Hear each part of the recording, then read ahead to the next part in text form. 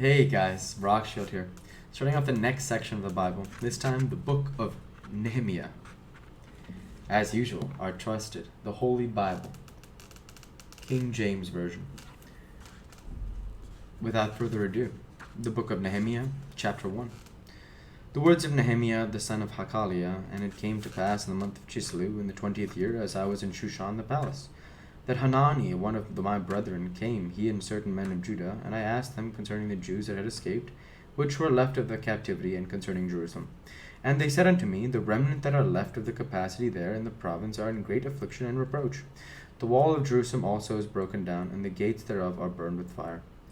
And it came to pass, when I heard these words, I sat down and wept and mourned certain days, and fasted and prayed before the God of heaven, and said, I beseech thee, O Lord God of heaven, and great and terrible God, but that keepeth covenant and mercy for them that love him and observe his commandments.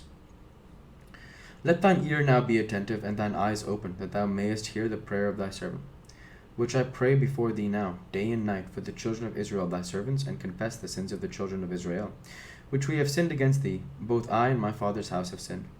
We have dealt very corruptly against thee, and have not kept the commandments, nor the statutes, nor the judgments, which thou commandest thy servant Moses.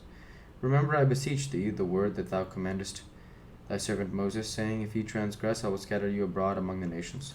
But if ye turn unto me, and keep my commandments, and do them, though they were of you cast out unto the uttermost part of heaven, yet will I gather them from thence, and will bring them unto the place that I have chosen to set my name there.